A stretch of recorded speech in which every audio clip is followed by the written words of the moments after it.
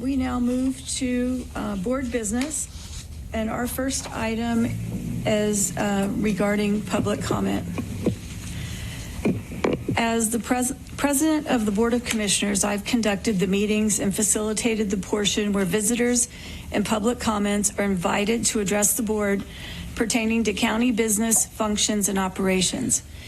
In an effort to moderate time, manner, and place in the interest of decorum and civility during the visitors and public comment section of the Butler County Board of Commissioners regular meetings, my colleagues and I request visitors or speakers adhere to these guidelines. As the presiding officer, I will open the section of the board meeting inviting any Butler County resident, business owner, property owner, or anyone by invitation of the board to address the board. Each qualified speaker or visitor, if invited by the board, is limited to 2 minutes to present or discuss information pertaining to county business, functions, or operations. The board reserves the right to limit the number of visitors or speakers in the interest of time, or if multiple visitors or speakers are redundant in comments.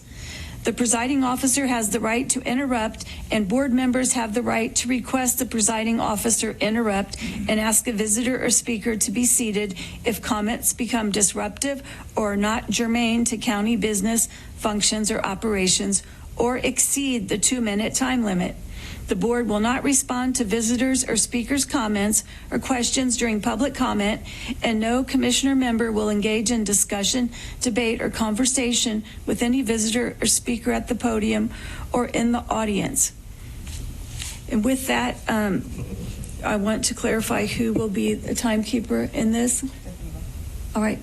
And Stephanie, I guess you're going to have to speak up. You've got a very quiet voice over there. Test. Try again.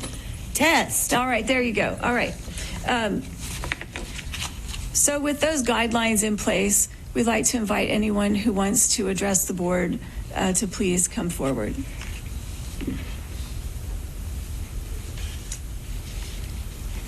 Candice Keller, 3430 Central Avenue, Middletown.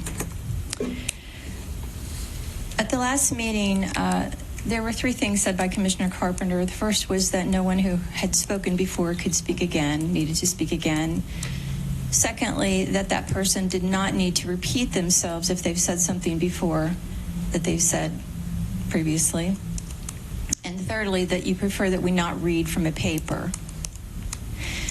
So prior to 2 seconds ago, none of those things were told to us, nor the 2-minute time limit until today. I would like to know where that was where that rule ever came from and when it went into effect. Secondly, I'm perfectly happy to speak here with no notes. However, you always have notes in front of you.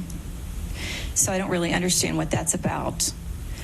In 1964, there was a landmark case, New York Times versus Sullivan, that addressed this very thing, because this has always been a problem when approaching office holders who don't want to listen.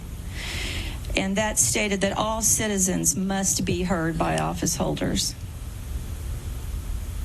And so putting limits on that and refusing to answer questions while you're allowed to ask us questions is wholly unethical and unfair. That being said, I have a number of things I need to address with you. First of all, I received a phone call. As we have told you, the vaccine passport is moving along quickly. Received a phone call from a union representative from Cliffs Steel. And as you all are well aware, there is now a vaccine mandate being made known at the plant, that if 75% of people are vaccinated, they receive a $1,500 bonus if they are vaccinated. If 85% of the plant is vaccinated, a $3,000 bonus. Excuse me, Madam President, the time is up. And so that being said, time is up. If a resolution were being given out by the county, that would clarify that the county will stand excuse me with for interrupting, and against lawlessness. But the time is up. It would be an enforcement to the private companies in this area that you will stand behind lawfulness and not against unlawful behavior. We announced last meeting that it would be 2 minutes, but As prosecutor mentioned, I wanted to make sure everyone had time. Okay, I have a speech here. Does someone want to finish reading my 2 minutes here, my story of the woman who's hearing impaired, if anybody would like to All right. continue? Since I'm being shut down Thank you and very not allowed much. to speak. Because No, last week we've an been office asked. holder was I allowed to speak apologize, ma'am. longer I than 2 apologize, minutes, sir. but I was limited We have a to 2 2-minute minutes. limit. So does an office holder take Thank precedence you. over a private citizen? We That's a question for you. We office have- holders get more than 2 minutes, but I do guys not help me out get here. 2 minutes, more than 2 minutes. Help me out here. She's just here. She's just here. Yeah, he's going to. Will you answer that question? An office holder gets more than 2 minutes, and I do not get more than 2 minutes? Thank you, Chair. Point of information, that a comment about not being able to read was not from a speaker's own notes, that referred to a published written text. A book. Yes, thank you, sir. Good morning. Could you please state your name and address for the record? Yeah, my name is Charis Peterson. I live at 7324 North Pisgah, Westchester. Okay, she wanted me to read this to you. I am severely hearing impaired. I wear 2 hearing aids. When the pandemic or virus started, a little awareness was raised to hearing impaired people not being able to communicate due to the mask wearing. I've put up with it for over a year. People are getting more and more rude when I say, "I'm sorry, I can't hear you." I'm often met with, "Well, I'm not allowed to remove my mask." It is really sickening to me because I am discriminated against left and right. These people don't speak louder either. Today I had the last straw, and I literally broke down crying. Our world is telling us to pander, to mentally challenge and accept them, but being outright rude, and these people don't speak louder either. Today I had the last straw. I literally broke down crying. Our world is telling us to pander to the mentally. That's the same thing I read before here. She said, this is terrible because of the physically disabled and inability to hear. I read lips. I don't know exactly where that goes here. Okay.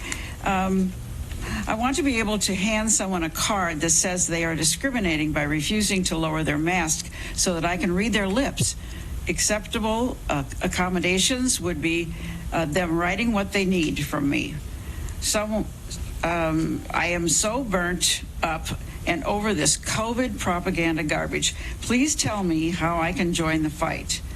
I want our commissioners to act now to make resolutions to stop discriminating against people. Okay.